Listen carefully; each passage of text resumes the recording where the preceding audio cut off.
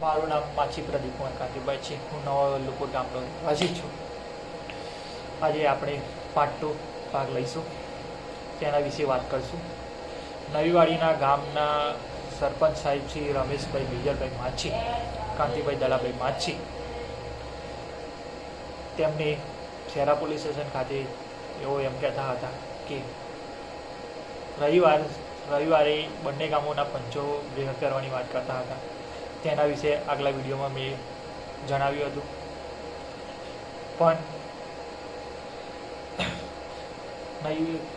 સરપંચ સાહેબ રમેશભાઈ બીજલભાઈ માછી, કાંતિભાઈ દલાભાઈ માછી, તેઓ શહેરા પોલીસ સ્ટેશનની અંદર 17 આરોપીને હાજર બી ના કરી શક્યા.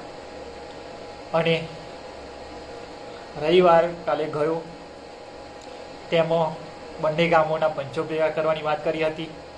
તે પણ ના થયું. તે માટે મને તેનું હસવું આવે છે કે નવીવાડીના સરપંચ સાહેબ તેમને કંઈ જ થયું નહીં, તે માટેનું મને ખૂબ દુઃખ થાય છે. આથી નવીવાડીના સરપંચ સાહેબ તેમને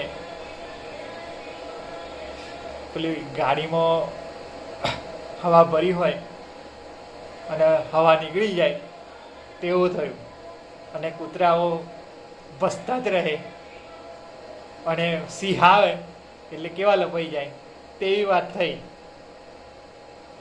રમેશભાઈ બીજલભાઈ માછી, હું તમને એવું જ કહું છું કે તમે સરપંચના પદ પર થઈને ખરેખર ધર્મરાજા પહેલાંના યુગની અંદર હતા, તેઓ ન્યાય કરતા હતા, એક સમાન પક્ષે ન્યાય કરતા હતા, કોઈ પણ જાતનો પક્ષપાત કર્યા વગર ન્યાય કરતા હતા.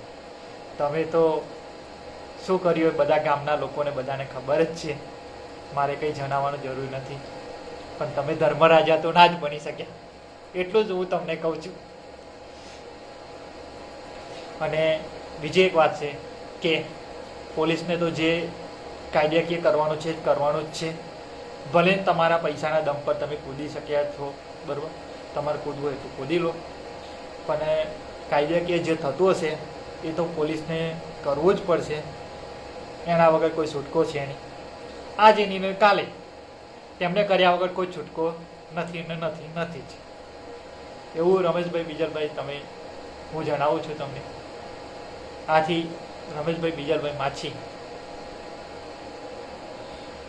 નવીવાડીના સરપંચ સાહેબ શ્રી રમેશભાઈ બીજલભાઈ, હું તમને એ જ કહું છું કે તમે ધર્મરાજાના પગને ધોઈને પાણી તમે પીવો તો તમે નિષ્પક્ષ ન્યાય કરી શકો.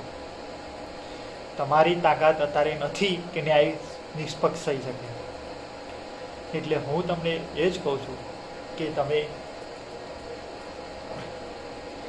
ન્યાય સમાન, જે ન્યાય થતો હોય એ એક સમાન જ થાય, નિષ્પક્ષ થાય.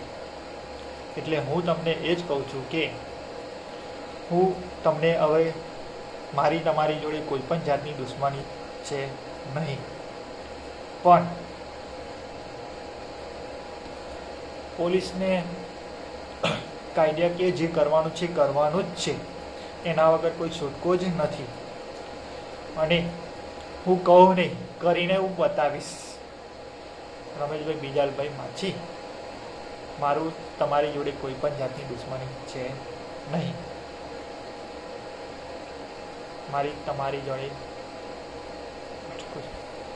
રમેશભાઈ બીજલભાઈ માછી, તમે મારી ફાધરના ઉંમરના છો અને વડીલ પણ છો, બરાબર. એટલે મારે તમારું માન સન્માન રાખવું પડે, બરાબર. હું એટલું જ જણાવું કે તમે નિષ્પક્ષ ન્યાય કરો. મારી તમને આ જ આશા છે, બસ, બીજું કંઈ નહીં.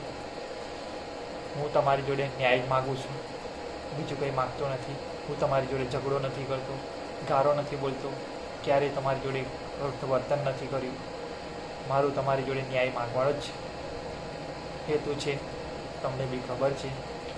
એ માટે હું તમને ન્યાય તમને આપો. આજ તમારી જોડે અમારી આશા છે. સત્યમે જયતે.